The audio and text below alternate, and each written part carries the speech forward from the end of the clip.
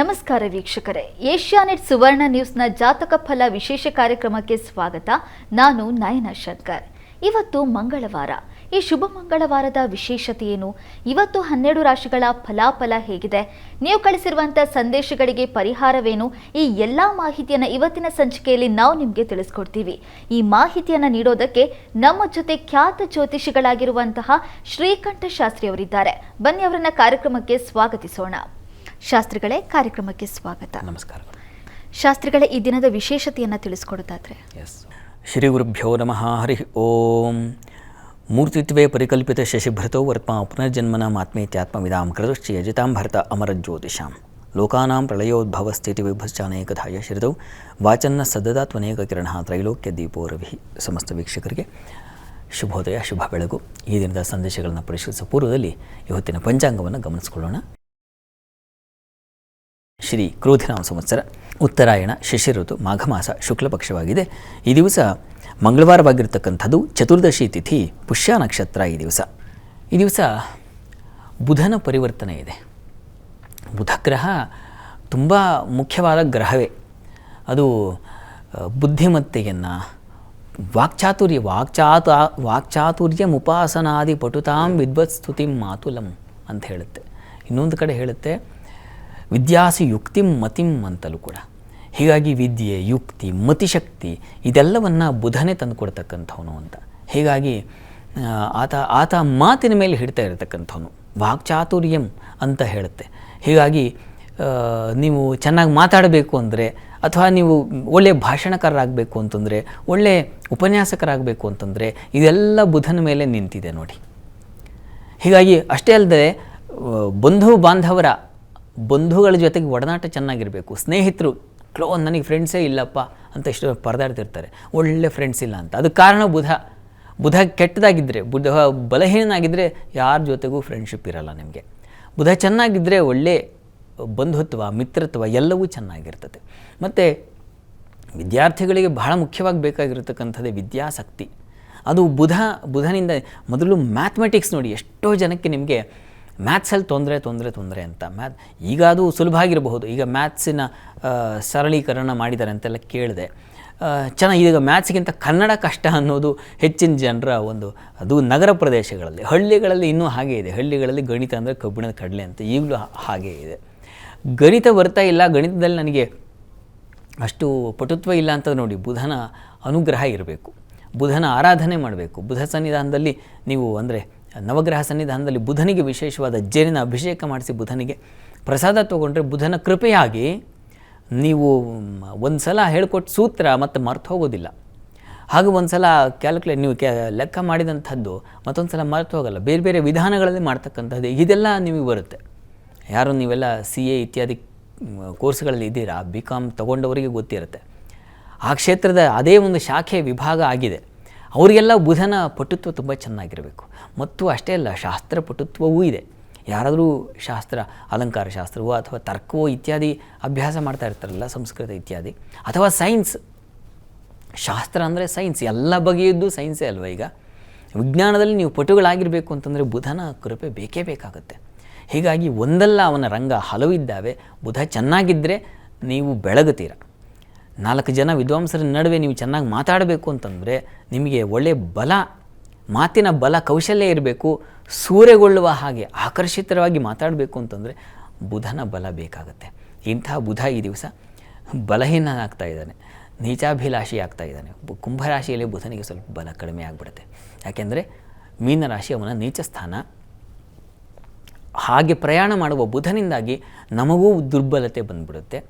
ಇಂಥ ಸಂದರ್ಭದಲ್ಲಿ ವಿಷ್ಣುವಿನ ಆರಾಧನೆಯನ್ನು, ವಿಷ್ಣು ಸನ್ನಿಧಾನದಲ್ಲಿ ಹೋಗಿ ಅಭಿಷೇಕ ಮಾಡಿಸ್ತಕ್ಕಂಥದ್ದು, ವಿಷ್ಣು ಸಹಸ್ರನಾಮ ಹೇಳ್ಕೊಳ್ತಕ್ಕಂಥದ್ದು, ವಿಷ್ಣು ಪ್ರಾರ್ಥನೆಗಳನ್ನು ಮಾಡೋದು, ಬುಧನಿಗೆ ಪ್ರಿಯವಾಗಿರ್ತಕ್ಕಂಥ ಹೆಸರು ಕಾಳು ದಾನವನ್ನು ಮಾಡ್ತಕ್ಕಂಥದ್ದು, ಹಸಿರು ವಸ್ತ್ರವನ್ನು ವಿಷ್ಣು ಸನ್ನಿಧಾನದಲ್ಲಿ ದಾನ ಮಾಡ್ತಕ್ಕಂಥದ್ದು, ಅಥವಾ ಅಗತ್ಯವಿದ್ದವರಿಗೆ ವಸ್ತ್ರದಾನ ಮಾಡ್ತಕ್ಕಂಥದ್ದು, ಅಥವಾ ವಿದ್ಯಾರ್ಥಿಗಳಿಗೆ ಯಾರೋ ಕಡುಬಡವರಿದ್ದಾರಪ್ಪ ಅವರ ಫೀಸ್ ಕಟ್ತಕ್ಕಂಥದ್ದು. ಈಗ ನೋಡಿ ಬಂದಿರುತ್ತೆ ಎಕ್ಸಾಮ್ ಟೈಮ್. ಹಾಗಾಗಿ ಅಂಥವರಿಗೆ ಸಹಾಯ ಯಾವ ರೀತಿಯಲ್ಲಾಗುತ್ತೆ, ಅವರಿಗೊಂದು ಕೋಚಿಂಗ್ ಕೊಡಿಸ್ತಕ್ಕಂಥದ್ದು, ಅಥವಾ ಟ್ಯೂಷನ್ ವ್ಯವಸ್ಥೆ ಮಾಡ್ತಕ್ಕಂಥದ್ದು, ಪುಸ್ತಕಗಳನ್ನು ಕೊಡಿಸ್ತಕ್ಕಂಥದ್ದು, ವಿಶೇಷವಾದ ಇನ್ಯಾವುದೋ ಒಂದು ಡಿಕ್ಷನರಿಯೋ ಮತ್ತೊಂದು ಇನ್ನೇನೋ ಹೀಗಿರುತ್ತೆ, ಸಹಾಯಕ ಪೂರಕವಾಗಿರ್ತಕ್ಕಂಥದ್ದು. ಅಂತಹ ಸಹಾಯ ಮಾಡೋದ್ರಿಂದ ಕೂಡ ನಿಮಗೂ ಬರುತ್ತೆ, ಅವ್ರಿಗೂ ಬುಧನ ಅನುಗ್ರಹ ಉಂಟಾಗುತ್ತೆ. ಈ ರೀತಿಯಲ್ಲಿ ನಾವು ಇದನ್ನು ಅಪ್ಲೈ ಮಾಡ್ಕೋಬೇಕು ನಮ್ಮ ಜೀವನದಲ್ಲಿ. ಬುಧ ಹೇಗೆ ಹೇಗೆ ಎಲ್ಲವನ್ನು ವ್ಯಾಪಿಸ್ತಾನೆ ಇದನ್ನು ಅರ್ಥ ಮಾಡಿಕೊಂಡು ಆ ರೀತಿಯಲ್ಲಿ ನಾವು ಸೇವೆ ಮಾಡಿಬಿಟ್ರೆ, ಆ ರೀತಿಯಲ್ಲಿ ಪ್ರಾರ್ಥನೆ ಮಾಡಿದ್ರೆ, ಆ ರೀತಿಯಲ್ಲಿ ಪೂಜೆ ನೆರವೇರಿಸಿದ್ರೆ ಅದು ಬುಧನ ನಮ್ಮ ಸಂಪೂರ್ಣ ಅನುಗ್ರಹ ಪಡೀಲಿಕ್ಕೆ ಸಾಧ್ಯವಾಗುತ್ತೆ. ವಿಷ್ಣು ಸಹಸ್ರನಾಮ ಅಂತೂ ನಿಮ್ಮನ್ನು ಎಷ್ಟು ಕಾಪಾಡುತ್ತೆ ಅಂದರೆ ಬುಧನ ಬಲಹೀನತೆಯಿಂದ ನಿಮ್ಮ ಹೊರ ತಂದುಬಿಡುತ್ತದು. ಹೀಗಾಗಿ ಈ ದಿವಸ ಒಳ್ಳೆಯ ವಾರ. ಹೀಗಾಗಿ ನೀವು ಆ ಬುಧನ ಪರಿವರ್ತನೆಯ ಸಂದರ್ಭದಲ್ಲಿ ಅವನಿಗೆ ಸಂಬಂಧಿಸಿರ್ತಕ್ಕಂಥ ವಸ್ತ್ರದಾನ, ಅವನಿಗೆ ಸಂಬಂಧಿಸಿರ್ತಕ್ಕಂಥ ಧಾನ್ಯದಾನ ಅಥವಾ ಪುಸ್ತಕ ದಾನವೂ ಆಗುತ್ತೆ. ಇವುಗಳನ್ನು ಅಗತ್ಯವಿದ್ದಂಥವರಿಗೆ ದಾನ ಮಾಡುವುದರಿಂದ ಬುಧನ ಕೃಪೆ ನಿಸ್ಸಂಶಯವಾಗಿ ಆಗುತ್ತೆ. ಅದನ್ನು ತಪ್ಪದೆ ಮಾಡಿ. ಶಾಸ್ತ್ರಿಗಳ ಈ ದಿನದ ವಿಶೇಷತೆ ಜೊತೆಗೆ ಬುಧ ಪರಿವರ್ತನೆ ಬಗ್ಗೆ ಮಾಹಿತಿಯನ್ನು ತಿಳಿಸ್ಕೊಟ್ರಿ. ಈಗ ವೀಕ್ಷಕರು ಕಳಿಸಿರುವ ಸಂದೇಶಗಳ ಕಡೆ ಗಮನ ಹರಿಸೋಣ. ಶಾಸ್ತ್ರಿಗಳೇ, ಮೊದಲನೇ ಸಂದೇಶವನ್ನ ಸಿರಾದಿಂದ ವಿಜಯ್ ಅವರು ಕಳಿಸಿದ್ದಾರೆ. ವಿಜಯ್ ಅವರ ಜನ್ಮ ದಿನಾಂಕ 30/12/1964. ಹುಟ್ಟಿದ ಸಮಯ ರಾತ್ರಿ 1:10. ಕೆಲಸದ ಬಗ್ಗೆ ತಿಳಿಸಿ ಅಂತ ಪ್ರಶ್ನೆ ಕೇಳಿದ್ದಾರೆ ಶಾಸ್ತ್ರಿಗಳೇ. ನೋಡಿ ತಮ್ಮದು ಕನ್ಯಾ ಲಗ್ನವಾಗಿದೆ. ಲಗ್ನದಿಂದ ಕರ್ಮಾಧಿಪತಿ ಬುಧನಾಗಿದ್ದಾನೆ. ಬುಧ ನಿಮ್ಮ ಜಾತಕದಲ್ಲಿ ಬಲಹೀನಾಗಿದ್ದಾನೆ. ಈಗಷ್ಟೇ ಬುಧನ ಬಗ್ಗೆ ಹೇಳ್ತಾ ಇದ್ನಲ್ಲ. ಬುಧನ ಅವನೇ ಕರ್ಮಾಧಿಪತಿಯಾಗಿದ್ದರೆ ಅವನು ಬಲಹೀನಾಗಿದ್ದುಬಿಟ್ರೆ ಕಷ್ಟ. ಅವನು ಕರ್ಮಾಧಿಪತಿಯಾಗಿ ಕರ್ಮಸ್ಥಾನದಲ್ಲಿದ್ದರೆ ಅದ್ವಿತೀಯವಾಗಿರುತ್ತೆ. ಅವರನ್ನು ಆ ಕೆಲಸದ ಸ್ಥಳದಲ್ಲಿ ಅವರನ್ನು ಮೀರಿಸೋರಿರಲ್ಲ. ಆ ಮಟ್ಟಕ್ಕೆ ಪ್ರಚಂಡರಾಗಿರ್ತಾರೆ. ಆದರೆ ಹೀಗೆ ವೀಕ್ ಆಗಿದ್ದಾಗ ಕೆಲಸಕ್ಕೆ ಅಲೆದಾಡಬೇಕಾಗತ್ತೆ. ಎಲ್ಲೂ ನಿಮಗೆ ಗೌರವ ಸಿಗದೆ ಹೋಗಿಬಿಡುತ್ತೆ ಅಥವಾ ಇನ್ನೇನೋ ಪರಿತಪನೆ ಆಗಿಬಿಡುತ್ತೆ. ಇದು ನಿಮ್ಮ ಜಾತಕ ನೀವು ಹೊತ್ತು ತಂದಂಥ ಫಲ. ಇದಕ್ಕೆ ಪರಿಹಾರ ಏನಪ್ಪ ಅಂದರೆ ಈಗ ಪ್ರಸ್ತುತ ಕಾಲವನ್ನು ನೋಡೋಣ. ಶುಕ್ರದಶೆಯಲ್ಲಿ ತಮಗೆ ಈಗ ನಡೀತಾ ಇರತಕ್ಕಂಥದ್ದು ಶನೈಶ್ಚರನ ಕಾಲ ನಡೀತಾ ಇದೆ. ಶನೈಶ್ಚರ ಜಾತಕದಲ್ಲಿ ಚೆನ್ನಾಗಿರೋದ್ರಿಂದ ಸ್ವಲ್ಪ ನಿಮಗೆ ತೀರಾ ವರ್ಸ್ಟ್ ಅಂತ ಅಲ್ಲ, ಓಕೆ, ಸ್ವಲ್ಪ ಮಟ್ಟಿಗೆ ಪರವಾಗಿಲ್ಲ. ಆದರೆ ನೀವು ತಪ್ಪದೇ ಬುಧ, ನಾನು ಈಗಷ್ಟೇ ಹೇಳಿದೆ, ಬುಧ ಬಲಹೀನಾಗ್ತಾ ಇದ್ದಾನೆ ಬೇರೆ ಈ ಹೊತ್ತಿನಿಂದ. ಹೀಗಾಗಿ ಬುಧ ನೀವು ಹತ್ತಿರದಲ್ಲಿ ಯಾವುದಾದ್ರು ವಿಷ್ಣು ಸನ್ನಿಧಾನ ಇದ್ದರೆ ಅಲ್ಲಿ ಸಿರಾ ಸಮೀಪದಲ್ಲಿ ತುಂಬ ರಂಗಪ್ಪನ ಸನ್ನಿಧಾನಗಳಿದ್ದಾವೆ, ರಂಗನಾಥನ ಸನ್ನಿಧಾನಗಳಿದ್ದಾವೆ. ಅಲ್ಲಿ ಹೋಗಿ ನೀವು ಪ್ರತಿ ಬುಧವಾರ ಸ್ವಲ್ಪ ಹೆಸರು ಕಾಳು ದಾನ ಮಾಡಿ ಬನ್ನಿ. ನೀವು ಹೀಗೆ 6 ತಿಂಗಳ ಕಾಲ ಮಾಡಿ, ನಿರಂತರವಾಗಿ ತಪ್ಪಿಸಬಾರದು. ಒಂದು ಶ್ರದ್ಧೆಯಿಂದ ನಾವೊಂದು ಕೆಲಸ ದೈವ ಕಾರ್ಯವನ್ನು ಶುರು ಮಾಡಿದ್ರೆ ಅದನ್ನು ಅನುಷ್ಠಾನ ಅಂತ ಕರೀತಾರೆ. ಅಲ್ಲಿ ಸ್ಥಾಪನೆ ಮಾಡ್ತಕ್ಕಂಥದ್ದು ನಿಮ್ಮ ಮನಸ್ಸನ್ನು, ಅದಕ್ಕೆ ಅನುಷ್ಠಾನ ಅಂತ. ನಿಮ್ಮ ಕಾಯ ವಾಚ ಮನಸ್ಸು ತ್ರಿಕರಣಗಳನ್ನು ಸ್ಥಾಪಿಸುವುದು ಒಂದು ಕಡೆಗೆ, ಅದು ಎಲ್ಲಿ? ಭಗವಂತನಲ್ಲಿ. ಅದನ್ನು ಅನುಷ್ಠಾನ ಅನ್ನೋದು. ಹೀಗಾಗಿ ನೀವು ಶ್ರದ್ಧೆಯಿಂದ ಪ್ರತಿ ಬುಧವಾರ ಹೋಗಿ ಬನ್ನಿ. ವಿಷ್ಣು ಸಹಸ್ರನಾಮ ತಪ್ಪದೆ ಹೇಳ್ಕೊಳ್ಳಿ. ಆಗುತ್ತೆ, ನೀವು ಪ್ರಯತ್ನ ಮಾಡಿ ನೋಡಿ, ಅದರ ಫಲ ಏನು ಅನ್ನೋದು ನಿಮಗೆ ಗೊತ್ತಾಗುತ್ತೆ. ಶೀಘ್ರದಲ್ಲಿ ಅನುಕೂಲ ಆಗುತ್ತೆ. ತಪ್ಪದೆ ಇದನ್ನು ಮಾಡಿ, ಒಳ್ಳೆಯದಾಗಲಿ. ಸರಿ ಶಾಸ್ತ್ರಿಗಳೇ, ಮುಂದಿನ ಸಂದೇಶವನ್ನು ನೆಲಮಂಗಲದಿಂದ ನಮ್ರತ ಅವರು ಕಳಿಸಿದ್ದಾರೆ. ನಮ್ರತ ಅವರ ಜನ್ಮ ದಿನಾಂಕ 7/4/2007. ಹುಟ್ಟಿದ ಸಮಯ ಬೆಳಗ್ಗೆ 11:50. ನಮ್ರತ ಅವರು ವಿದ್ಯಾರ್ಥಿನಿ. ತಮ್ಮ ಮುಂದಿನ ಶಿಕ್ಷಣ ಹೇಗಿದೆ ಅಂತ ಪ್ರಶ್ನೆ ಕೇಳಿದ್ದಾರೆ ಶಾಸ್ತ್ರಿಗಳೇ. ನಮ್ರತ ಅವರ ಪ್ರಶ್ನೆ ಶಿಕ್ಷಣಕ್ಕೆ ಸಂಬಂಧಿಸಿದೆ ಅಲ್ವಾ? ಹೌದು ಶಾಸ್ತ್ರಿಗಳೇ. ಜಾತಕ ನೋಡೋಣ. ನೋಡಿ ತಮ್ಮದು ಮಿಥುನ ಲಗ್ನದಿಂದ ವಿದ್ಯಾಭ್ಯಾಸಕ್ಕೆ ಸಂಬಂಧಿಸಿದ ಹಾಗೆ ಚತುರ್ಥ ಸ್ಥಾನವನ್ನು ವೀಕ್ಷಣೆ ಮಾಡ್ತಕ್ಕಂಥದ್ದಿದೆ. ಚತುರ್ಥದ ಅಧಿಪತಿ ಬುಧ ನಿಮ್ಮ ಜಾತಕದಲ್ಲಿ, ದ್ವಿತೀಯ ಸ್ಥಾನದಲ್ಲಿ ಶನೈಶ್ಚರ ಇದ್ದಾನೆ. ಇದು ಸ್ವಲ್ಪ ತೊಡಕನ್ನು ಸೂಚಿಸ್ತಾ ಇದೆ. ಹೀಗಾಗಿ ನೀವು ಒಂದು ಆಂಜನೇಯನ ಪ್ರಾರ್ಥನೆ ಮಾಡ್ತಕ್ಕಂಥದ್ದು, ಎರಡನೇದು ವಿಷ್ಣು ಸಹಸ್ರನಾಮ ಹೇಳ್ಕೊಳ್ತಕ್ಕಂಥದ್ದು, ಇವೆರಡು ತುಂಬ ಅನಿವಾರ್ಯ. ನೀವು ಹೇಳಲೇಬೇಕು. ಆಲಸ್ಯ ಇದೆ ನಿಮಗೆ. ಇದರಿಂದ ಹೊರಬರಬೇಕಿದ್ರೆ ಹತ್ತಿರದಲ್ಲಿ ಯಾವುದಾದ್ರು ನೀವು ಆಂಜನೇಯನ ಸನ್ನಿಧಾನ ಇದ್ದರೆ ಅಲ್ಲಿಗೆ ಹೋಗಿ ಬನ್ನಿ. ಪ್ರತಿ ಶನಿವಾರ ಶ್ರದ್ಧೆಯಿಂದ ಆಂಜನೇಯನ ಸೇವೆ ಮಾಡಿ. ಅದು ನಿಮಗೆ ವಿಶೇಷ. ಆಂಜನೇಯನ ಸೇವೆ ಮಾಡಿದವರಿಗೆ ಯಾವ ಬುಧ ಯಾವ ಗುರು ಇದನ್ನು ಮೀರಿದ ಫಲ ಸಿಕ್ಬಿಡುತ್ತೆ. ಹೀಗೆ ಆಂಜನೇಯನಿಗೆ ಅಂಥ ದೇವತೆಗಳ ವರ ಇದೆ. ಆಂಜನೇಯ ಹುಟ್ಟಿದ ತಕ್ಷಣ ಆಗಿರತಕ್ಕಂಥ ಅದೊಂದು ದೊಡ್ಡ ಕಥೆ ಬಿಡಿ, ಈಗ ಅದು ಬೇಡ. ಆದರೆ ಆ ಸಂದರ್ಭದಲ್ಲಿ ವಾಯುದೇವ ಅಂಥದ್ದೊಂದು ಅನುಗ್ರಹ ಕರುಣಿಸಿಬಿಟ್ಟಿದ್ದಾನೆ. ಎಲ್ಲ ದೇವತೆಗಳು ಬಂದು ಶರಣಾಗಿ ಹನುಮಂತನಿಗೆ ಅಂಥದ್ದೊಂದು ವಿಶೇಷ ಶಕ್ತಿಯನ್ನು ಕೊಟ್ಟುಬಿಟ್ಟಿದ್ದಾರೆ. ಹೀಗಾಗಿ ನೀವು ಬುಧನ ಗುರುವು ಅಂತ ಯೋಚನೆ ಮಾಡಬೇಕಾದ್ದಿಲ್ಲ. ಆಂಜನೇಯನ ಪ್ರಾರ್ಥನೆ ಮಾಡಿಬಿಟ್ರೆ ಅಂಥ ಶಕ್ತಿ ಬಂದುಬಿಡುತ್ತೆ. ಅವು ಹೇಗೆ ತ್ರಿವಿಕ್ರಮ ಆಗಿದ್ದಾನೋ ಆ ರೀತಿಯ ಒಂದು ತ್ರಿವಿಕ್ರಮ ಶಕ್ತಿಯನ್ನು ನಮಗೂ ತಂದು ಕೊಟ್ಬಿಡ್ತಾನೆ. ಹೀಗಾಗಿ ತಪ್ಪದೇ ಆಂಜನೇಯನ ಪ್ರಾರ್ಥನೆ ಮಾಡಿ. ಎರಡನೇದು ವಿಷ್ಣು ಸಹಸ್ರನಾಮ ತಪ್ಪದೇ ಹೇಳ್ಕೋಬೇಕು ಅಥವಾ ಕೇಳಿಸ್ಕೋಬೇಕು. ಕಷ್ಟ ಇದೆ ಅದು ಹೇಳೋದು, ಸ್ವಲ್ಪ ಟಂಗ್ ಟ್ವಿಸ್ಟರ್ ಅಂತಾರೆ. ಆ ರೀತಿಯಲ್ಲಿ ನಾಲಿಗೆ ಹೊರಳೋದು ಕಷ್ಟ. ಆದರೆ ನೀವು ಸಾಧನೆ ಮಾಡಿದ್ರೆ ಅದು ನಿಮಗೆ ವಿಶೇಷ ಅನುಗ್ರಹ ಕೊಡುತ್ತೆ. ಪ್ರಯತ್ನ ಮಾಡಿ ನೋಡಿ, ನಿಮಗೆ ಅನುಕೂಲ ಆಗುತ್ತೆ. ಆತಂಕ ಮಾಡ್ಕೋಬೇಡಿ. ಇವೆರಡರ ಪರಿಹಾರದಿಂದ ನಿಮಗೆ ಮುಂದೆ ಸರಿ ಹೋಗುತ್ತೆ. ಈಗ ಪ್ರಸ್ತುತ ಕಾಲ ಬುಧ ದಶೆಯಲ್ಲಿ ನಿಮಗೆ ಈಗ ಗುರು ಭುಕ್ತಿ ನಡೀತಾ ಇದೆ. ನಿಮ್ಮ ಜಾತಕದಲ್ಲಿ ಗುರುವು ಆತ ಇರತಕ್ಕಂಥದ್ದು ಷಷ್ಠ ಮತ್ತು ದುಸ್ಥಾನದಲ್ಲಿದ್ದಾನೆ. ಹೀಗಾಗಿ ಈ ಎಲ್ಲ ಪ್ರಾರ್ಥನೆಗಳಿಂದ ನಿಮಗೆ ಅನುಕೂಲ ಉಂಟಾಗುತ್ತೆ. ಈ ಬುಧ ಗುರು ಇತ್ಯಾದಿ ಬಿಡಿ, ಈಗ ನೀವು ಆಂಜನೇಯನ ಪ್ರಾರ್ಥನೆ, ಒಂದು ವಿಷ್ಣು ಸಹಸ್ರನಾಮ, ಇವೆರಡೂ ಶ್ರದ್ಧೆಯಿಂದ ಮಾಡಿ ಇವರೇ ನೋಡಿ, ಪ್ರಯತ್ನ ಮಾಡಿ ನೋಡಿ, ಒಳ್ಳೆಯದಾಗಲಿ. ಸರಿ ಶಾಸ್ತ್ರಿಗಳೇ, ಮುಂದಿನ ಸಂದೇಶವನ್ನು ಚಿಕ್ಕಬಳ್ಳಾಪುರದಿಂದ ಅನಂತಕೃಷ್ಣ ಅವರು ಕಳಿಸಿದ್ದಾರೆ. ಅನಂತಕೃಷ್ಣ ಅವರ ಜನ್ಮ ದಿನಾಂಕ 27/2/1993, ಹುಟ್ಟಿದ ಸಮಯ ಮಧ್ಯಾಹ್ನ 12:35. ಕೆಲಸ ಹಾಗೆ ಮದುವೆ ಬಗ್ಗೆ ತಿಳಿಸಿ ಅಂತ ಕೇಳಿದ್ದಾರೆ ಶಾಸ್ತ್ರಿಗಳೇ. ಅನಂತಕೃಷ್ಣ ಅವರ ಪ್ರಶ್ನೆ ಕೆಲಸ ಮತ್ತು ವಿವಾಹದ ಬಗ್ಗೆ ಕೇಳಿದ್ದಾರೆ. ಜಾತಕ ನೋಡೋಣ. ನೋಡಿ, ತಮ್ಮ ಜಾತಕ ಪರಿಶೀಲಿಸಿದ್ರೆ ಇದು ವೃಷಭ ಲಗ್ನ. ಲಗ್ನದಿಂದ ಕರ್ಮಾಧಿಪತಿಯಾಗಿರ್ತಕ್ಕಂಥ ಶನೈಶ್ಚರ ಜಾತಕದಲ್ಲಿ ಭಾಗ್ಯಸ್ಥಾನದಲ್ಲಿದ್ದಾನೆ. ತುಂಬ ಒಳ್ಳೆಯದು ಇವರೇ. ಕೆಲಸ ಆದಷ್ಟು ಬೇಗ ಸಿಗುತ್ತೆ. ಕರ್ಮಸ್ಥಾನದಲ್ಲಿ ರವಿ ಇದ್ದಾನೆ, ಅದು ದಿಗ್ಬಲ. ಈಗ ರವಿ ಪ್ರವೇಶ ಬೇರೆ ಇದು, ಹೀಗಾಗಿ ನಿಮಗೆ ಅನುಕೂಲ ಇದೆ. ನಾಳೆ ನಿಮಗೆ ರವಿ ಕ್ಷೇತ್ರ ಕರ್ಮಸ್ಥಾನ ದಶಮಸ್ಥಾನಕ್ಕೆ ಬರ್ತಾನೆ. ಹೀಗಾಗಿ ಗೋಚಾರದ ಬಲ ಇದನ್ನು ನಿಮಗೆ ಕೈ ಹಿಡಿಯುತ್ತೆ, ಯೋಚನೆ ಮಾಡಬೇಡಿ. ಈಗ ಪ್ರಸ್ತುತ ನಿಮಗೆ ಕುಜ ಶನಿ ನಡೀತಾ ಇದೆ. ಈಗ ಒಳ್ಳೆಯ ಕಾಲ ಏದಕ್ಕೆ? ವೃತ್ತಿಗೆ. ನೀವು ಕೆಲಸ ಪ್ರಯತ್ನ ಮಾಡಬೇಕಷ್ಟೇ, ಪ್ರಯತ್ನಕ್ಕೆ ಫಲ ಸಿಕ್ಬಿಡುತ್ತೆ, ಅದರಲ್ಲಿ ಯಾವುದೇ ಸಂಶಯ ಇಲ್ಲ. ನೀವು ಒಂದಷ್ಟು ಸ್ವಲ್ಪ ಶನೈಶ್ಚರ ಸ್ವಲ್ಪ ವಿಳಂಬ, ಹೀಗಾಗಿ ಆಗುತ್ತೆ, ಸ್ವಲ್ಪ ನಿಧಾನಗತಿಯಲ್ಲಿ ಆಗುತ್ತೆ, ಆತಂಕ ಬೇಡ, ಕೆಲಸ ಅಂತೂ ಸಿಗುತ್ತೆ. ಇನ್ನು ವಿವಾಹಕ್ಕೆ ಸಂಬಂಧಿಸಿದ ಹಾಗೆ ರಾಹು ಕುಜ 2 ಗ್ರಹ ಶಾಂತಿ ಬೇಕು. ಇದನ್ನು ಮಾಡಿಸಿದ ನಂತರ ಪ್ರಯತ್ನ ಮಾಡಿ, ಯಾಕೆಂದರೆ ಸ್ವಲ್ಪ ತೊಡಕಿದೆ. ವಿವಾಹದ ಅಧಿಪತಿ ನಿಮಗೆ ಶತ್ರು ಕ್ಷೇತ್ರದಲ್ಲಿದ್ದಾನೆ.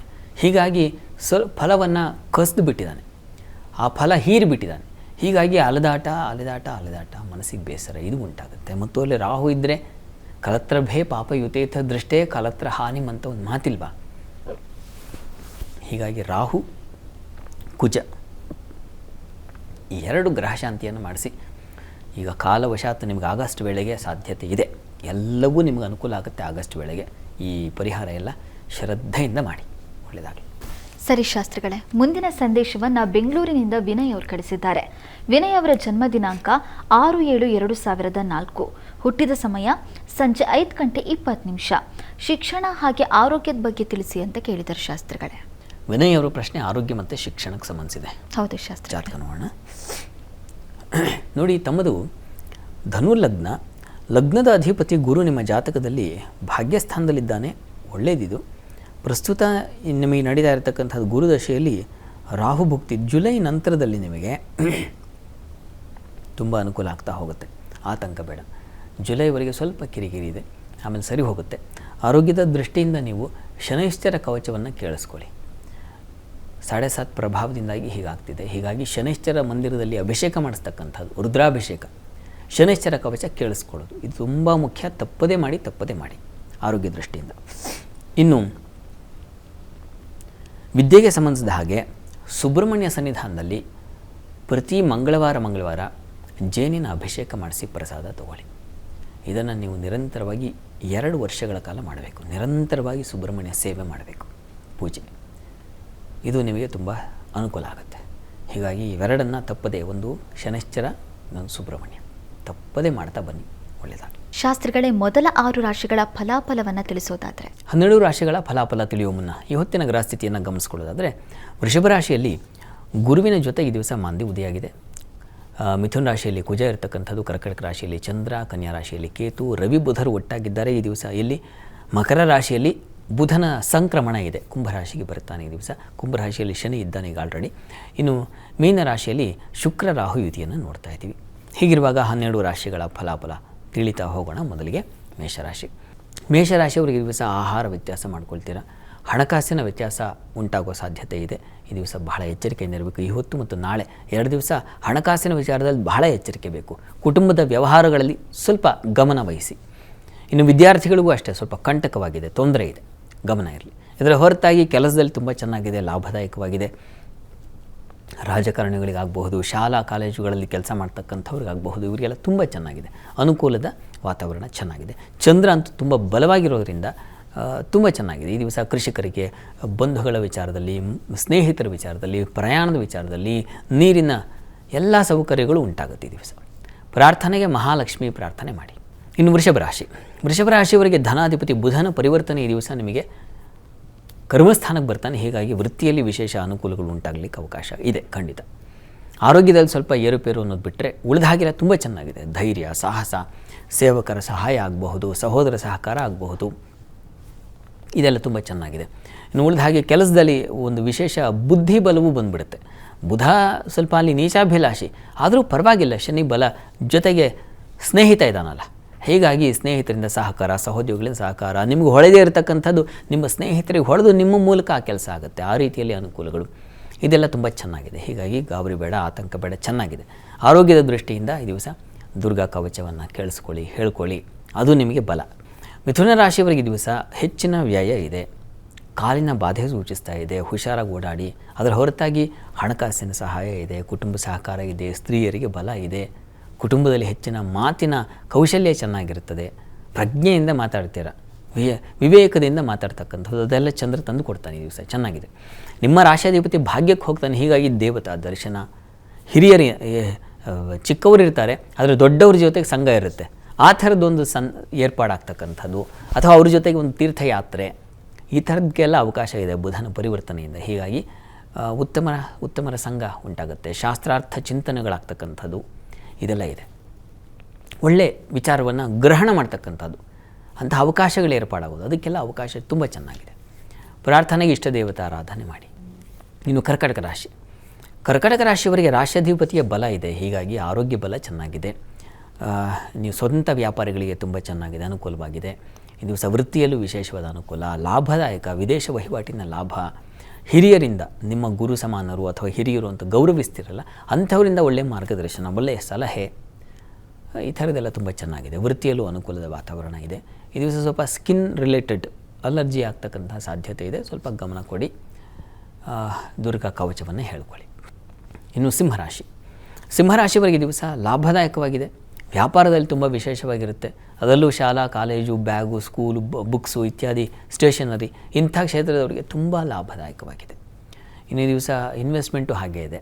ಇನ್ನು ವೃತ್ತಿಯಲ್ಲಿ ಸ್ವಲ್ಪ ಕಿರಿಕಿರಿ ಸೂಚಿಸ್ತಾ ಇದೆ, ಹೀಗಾಗಿ ಕೆಲಸದ ವಿಚಾರದಲ್ಲಿ ಸ್ವಲ್ಪ ಎಚ್ಚರಿಕೆಯಿಂದ ಇರಿ, ಅಲ್ಲಿ ನಿಮಗೆ ವಿಘ್ನಗಳು ಸಂಭವಿಸೋ ಸಾಧ್ಯತೆ ಇದೆ. ಇದೊಂದು ಬಿಟ್ಟರೆ ಉಳಿದ ಹಾಗೆ ಚೆನ್ನಾಗಿದೆ, ಹೆಚ್ಚಿನ ಪಾಲು ಚೆನ್ನಾಗಿದೆ. ರವಿ ಕೂಡ ನಾಳೆ ಸಂಕ್ರಮಣ ಇದ್ದಾನೆ, ಹೀಗಾಗಿ ವ್ಯಾಪಾರಿಗಳಿಗೆಲ್ಲ ಹೆಚ್ಚಿನ ಬಲ ಇದ್ದೇ ಇದೆ. ಪ್ರಾರ್ಥನೆಗೆ ದಿವಸ ಗಣಪತಿಗೆ ಪ್ರಾರ್ಥನೆ ಮಾಡಿಕೊಳ್ಳಿ. ಇನ್ನು ಕನ್ಯಾ ರಾಶಿ.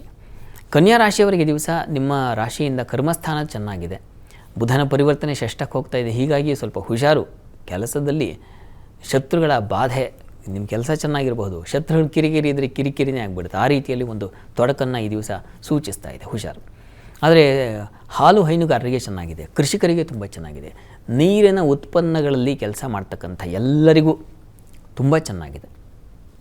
ಈ ದಿವಸ ತಂದೆ ಮಕ್ಕಳಲ್ಲಿ ಸ್ವಲ್ಪ ಮನಸ್ತಾಪ ಸೂಚಿಸ್ತಾ ಇದೆ.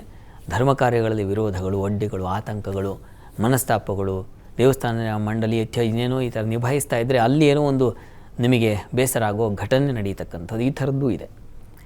ಹೀಗಾಗಿ ಈ ದಿವಸ ಶಿವ ಪ್ರಾರ್ಥನೆ ಮಾಡಿ. ತುಲಾರಾಶಿಯವರಿಗೆ ಈ ದಿವಸ ನಿಮಗೆ ವೃತ್ತಿಯಲ್ಲಿ ತುಂಬ ಚೆನ್ನಾಗಿದೆ, ಅನುಕೂಲದ ವಾತಾವರಣ, ಸಹಕಾರಗಳು ಸಿಗ್ತಕ್ಕಂಥದ್ದಾಗಬಹುದು. ಸ್ತ್ರೀಯರಿಗೆ ಹೆಚ್ಚಿನ ವಿಶೇಷ ಅನುಕೂಲಗಳು, ಹೊಸ ಅವಕಾಶಗಳ ಸಾಧ್ಯತೆ ಸೂಚಿಸ್ತಾ ಇದೆ. ಬುಧ ಪರಿವರ್ತನೆ ನಿಮಗೆ ಸ್ವಲ್ಪ ವ್ಯಯ, ಮಕ್ಕಳಿಂದಾಗಿ ಸ್ವಲ್ಪ ವ್ಯಯ, ಅವರ ವಿದ್ಯೆ, ಅವರ ಒಂದು ಟ್ಯೂಷನ್, ಈ ಫೀಸ್ ಎಲ್ಲ ಒಟ್ಟಿಗೆ ಬಂದು ಒದಗಿಬಿಡುತ್ತೆ. ಆ ರೀತಿಯ ಒಂದಷ್ಟು ವ್ಯಯ, ನಷ್ಟ ಅನುಭವಿಸೋ ಸಾಧ್ಯತೆ ಇದೆ ಈ ದಿವಸ. ವಸ್ತು ನಷ್ಟತೆ ಕೂಡ ಈ ದಿವಸ ಸ್ವಲ್ಪ ದುಃಖಕ್ಕೊಳಗಾಗ್ತೀರಾ, ಮನಸ್ಸಿಗೆ ಬೇಸರ ಆಗುವ ಘಟನೆ ನಡೆಯುತ್ತೆ, ಹುಷಾರಾಗಿರಿ. ಈ ದಿವಸ ತಪ್ಪದೇ ಲಲಿತಾ ಸಹಸ್ರನಾಮ ಹೇಳ್ಕೊಳ್ಳಿ, ಅನುಕೂಲ ಆಗುತ್ತೆ. ಇನ್ನು ವೃಶ್ಚಿಕ ರಾಶಿ. ವೃಶ್ಚಿಕ ರಾಶಿಯವರಿಗೆ ಈ ದಿವಸ ಭಾಗ್ಯಾಧಿಪತಿ ತುಂಬ ಚೆನ್ನಾಗಿರೋದ್ರಿಂದ ಈ ಹೊತ್ತು ನಾಳೆ ದೈವಾನುಕೂಲ ಚೆನ್ನಾಗಿರ್ತದೆ, ಕ್ಷೇತ್ರ ದರ್ಶನ ಮಾಡ್ತೀರಾ, ಒಳ್ಳೆ ಸಾಧು ಸಂತರ ಭೇಟಿಯಾಗುತ್ತೆ, ಕೆಲಸದಲ್ಲೂ ನಿಮಗೆ ಹೆಚ್ಚಿನ ಅನುಕೂಲ ಇದೆ, ಮಿತ್ರರ ಸಹಾಯ ತುಂಬ ಚೆನ್ನಾಗಿರುತ್ತೆ, ಕ್ಲೋಸ್ ಫ್ರೆಂಡ್ಸಿಂದ ನಿಮಗೆ ತುಂಬ ಸಹಾಯ ಆಗುತ್ತೆ. ಆದರೆ ಸಂಗಾತಿ ವಿಚಾರದಲ್ಲಿ ಮನಸ್ತಾಪ ಇದೆ, ಬೇಸರ ಇದೆ. ಲಕ್ಷ್ಮೀನಾರಾಯಣರ ಪ್ರಾರ್ಥನೆ ಮಾಡಿ. ಧನುರಾಶಿಯವರಿಗೆ ದಿವಸ ವೃತ್ತಿಯಲ್ಲಿ ಬಹಳ ವಿಶೇಷವಾದ ಅನುಕೂಲಗಳನ್ನು ಕಾಣ್ತೀರಾ, ಧೈರ್ಯ ಸಾಹಸಗಳಿದ್ದಾವೆ. ಈ ಕೆಲಸಗಾರರು ನಾವು ಯಾವುದನ್ನು ಶ್ರಮಜೀವನ ಅಂತೀವೋ, ಶ್ರಮಜೀವಿಗಳು ಅಂತೀವೋ ಅಂಥವ್ರಿಗೆ, ದೇಹ ದಣಿಸಿ ಕೆಲಸ ಮಾಡ್ತಕ್ಕಂಥವ್ರಿಗೆ ತುಂಬ ಚೆನ್ನಾಗಿದೆ. ಕನ್ಸ್ಟ್ರಕ್ಷನ್ ಫೀಲ್ಡಲ್ಲಿರ್ತಕ್ಕಂಥವ್ರಿಗೆ ತುಂಬ ಅನುಕೂಲಕರವಾಗಿದೆ. ಈ ದಿವಸ ನಷ್ಟ ವಸ್ತು ಲಭ್ಯ, ಕಳೆದು ಹೋಗಿದರೆ ಆ ವಸ್ತು ಸಿಗೋ ಸೂಚನೆ ಅಂಥದ್ದೆಲ್ಲ ಸಿಗುತ್ತೆ. ಈ ದಿವಸ ಸ್ವಲ್ಪ ಸಾಲ, ಶತ್ರುಗಳ ಬಾಧೆ ನಿಮ್ಮನ್ನು ಬಾಧಿಸುತ್ತೆ. ಈ ದಿವಸ ಮತ್ತು ನಾಳೆ ಸ್ವಲ್ಪ ಹುಷಾರಾಗಿರಿ, ಸಾಲದ ವಿಚಾರಕ್ಕೆ ಹೋಗಬೇಡಿ. ಈ ದಿವಸ ನರಸಿಂಹ ಪ್ರಾರ್ಥನೆ ಮಾಡಿಕೊಂಡ್ರೆ ತುಂಬ ಒಳ್ಳೆಯದು. ಇನ್ನು ಮಕರ ರಾಶಿ. ಮಕರ ರಾಶಿಯವರಿಗೆ ದಿವಸ ವಾಗ್ಬಲ ಚೆನ್ನಾಗಿರುತ್ತೆ, ಮಾತಿನ ಬಲ ಬುಧನಿಂದಾಗಿ ಶನಿಯಿಂದಾಗಿ ಸ್ವಲ್ಪ ಹೊರಟು ಮಾತಾಡಿದ್ರೂ ನಿಮಗೆ ಆ ಸೆಳವು, ಮಾತಿನ ಆಕರ್ಷಣೆ ತುಂಬ ಚೆನ್ನಾಗಿದೆ. ವೃತ್ತಿಯಲ್ಲಿ ಹೆಚ್ಚಿನ ಅನುಕೂಲ ಕಾಣಲಿಕ್ಕೆ ಅವಕಾಶ ಇದೆ. ಸಹೋದರ ಸಹಕಾರ ಚೆನ್ನಾಗಿರ್ತದೆ ಈ ದಿವಸ. ಉದರ ಬಾಧೆ ಸ್ವಲ್ಪ ಇರ್ತದೆ, ಹೀಗಾಗಿ ಆಹಾರದಲ್ಲಿ ಸ್ವಲ್ಪ ಗಮನ ಇರಲಿ. ತಾಮಸ ಆಹಾರ ತೊಗೋಬೇಡಿ, ಹೊರಗಿನ ಆಹಾರ ತೊಗೋಬೇಡಿ. ಅದರ ಹೊರತಾಗಿ ಚೆನ್ನಾಗಿದೆ, ಹೆಚ್ಚಿನ ಅಂಶ ಚೆನ್ನಾಗಿರೋದ್ರಿಂದ ಆತಂಕ ಬೇಡ. ಸಂಗಾತಿ ಸಪೋರ್ಟ್ ತುಂಬ ಚೆನ್ನಾಗಿದೆ ಈ ದಿವಸ. ಪ್ರಾರ್ಥನೆಗೆ ಈ ದಿವಸ ಅನ್ನಪೂರ್ಣೇಶ್ವರಿ ಪ್ರಾರ್ಥನೆ ಮಾಡಿ. ಕುಂಭರಾಶಿಯವರಿಗೆ ಈ ದಿವಸ ಬುಧ ನಿಮ್ಮ ಜನ್ಮಕ್ಕೆ ಬರ್ತಾನೆ, ಪಂಚಮಾಧಿಪತಿ, ಹೀಗಾಗಿ ಬುದ್ಧಿಬಲ ಚೆನ್ನಾಗಿರುತ್ತದೆ. ಸ್ವಲ್ಪ ನಷ್ಟವೂ ಆಗುತ್ತೆ, ಸ್ವಲ್ಪ ಎಚ್ಚರಿಕೆಯಿಂದ ಮಾತಾಡಿ. ಇನ್ನು ಇದರ ಹೊರತಾಗಿ ಪ್ರಯಾಣದಲ್ಲಿ ತೊಂದರೆ ಇದೆ ಈ ದಿವಸ. ಕೃಷಿಕರಿಗೆ ಸ್ವಲ್ಪ ತೊಂದರೆ ಇದೆ. ಹಳ್ಳಿಗಳಲ್ಲಿ ವಾತಾವರಣ ಕಹಿಯಾಗಿರುತ್ತೆ ಈ ದಿವಸ. ಮನಸ್ಸಿಗೆ ಬೇಸರ ಉಂಟಾಗುವ ಸಾಧ್ಯತೆ ಇದೆ, ಹುಷಾರು. ವೃತ್ತಿಯಲ್ಲಿ ಅನುಕೂಲಕರವಾಗಿದೆ, ಆತಂಕ ಬೇಡ. ಪ್ರಾರ್ಥನೆಗೆ ದಿವಸ ಗ್ರಾಮದೇವತಾ ದರ್ಶನ ಮಾಡಿ. ಇನ್ನು ಮೀನರಾಶಿಯವರಿಗೆ ದಿವಸ ಬುಧ ವ್ಯಯಕ್ಕೆ ಬರ್ತಾನೆ, ಹೀಗಾಗಿ ಬಂಧುಗಳಿಂದ ನಷ್ಟ, ಬಂಧುಗಳಲ್ಲಿ ಜಗಳ, ಕಲಹ, ಸಂಗಾತಿಯಲ್ಲಿ ಮನಸ್ತಾಪ, ಬೇಸರ, ದೂರ ಆಗ್ತಕ್ಕಂಥದ್ದು, ಮುನುಸು, ಈ ಥರದ್ದೆಲ್ಲ ಲಕ್ಷಣ ಇದೆ, ಹುಷಾರು. ಈ ದಿವಸ ನಿಮಗೆ ಗಂಟಲು ಬಾಧೆ ಸೂಚಿಸ್ತಾ ಇದೆ, ಕಿವಿ ಬಾಧೆ ಸೂಚಿಸ್ತಾ ಇದೆ, ಸಹೋದರಲ್ಲಿ ಅಸಮಾಧಾನ ಸೂಚಿಸ್ತಾ ಇದೆ, ಭಯ ಸೂಚಿಸ್ತಾ ಇದೆ. ಸ್ವಲ್ಪ ಹುಷಾರಾಗಿರಬೇಕು ಈ ದಿವಸ. ನವಗ್ರಹ ಪ್ರಾರ್ಥನೆ ಅಥವಾ ನವಧಾನ್ಯ ದಾನ ಈಶ್ವರ ಸನ್ನಿಧಾನಕ್ಕೆ, ಇದೆಲ್ಲ ತುಂಬ ಒಳ್ಳೆಯದು. ಈ ದಿವಸ 12 ರಾಶಿಗಳವರು, ರಾಶಿ ಗೊತ್ತಿಲ್ಲ ಅಂತಕ್ಕಂಥವ್ರು ಹೇಳಬಹುದಾದ ಮಂತ್ರ ಗಮನಿಸಿ. ಓಂ ಅಂಬಿಕಾನಾಥಾಯ ನಮಃ, ಈ ಮಂತ್ರ ಹೇಳ್ಕೊಳ್ಳಿ, ಅನುಕೂಲ ಆಗುತ್ತೆ. ಶಾಸ್ತ್ರಿಗಳ ಇವತ್ತಿನ ದಿನ ವಿಶೇಷತೆ, 12 ರಾಶಿಗಳ ಫಲಾಫಲ ಜೊತೆಗೆ ವೀಕ್ಷಕರು ಕೂಡ ಸಾಕಷ್ಟು ಸಂದೇಶ ಕಳಿಸಿದ್ರು, ಅದಕ್ಕೆ ಪರಿಹಾರವನ್ನು ಕೂಡ ನೀಡಿದ್ದೀರಿ. ಧನ್ಯವಾದಗಳು ಶಾಸ್ತ್ರಿಗಳೇ. ಸರ್ವೇ ಜನಾಃ ಸುಖಿನೋ ಭವಂತು, ಸಮಸ್ತ ಸನ್ಮಂಗಳಾನಿ ಭವಂತು. ಎಲ್ಲರಿಗೂ ಶುಭವಾಗಲಿ. ವೀಕ್ಷಕರೇ, ಇದಾಗಿತ್ತು ಇವತ್ತಿನ ಜಾತಕ ಫಲ ವಿಶೇಷ ಕಾರ್ಯಕ್ರಮ. ನೇರ, ದಿಟ್ಟ, ನಿರಂತರ ಸುದ್ದಿಗಾಗಿ ನೋಡ್ತಾ ಇರಿ ಏಷ್ಯಾನೆಟ್ ಸುವರ್ಣ.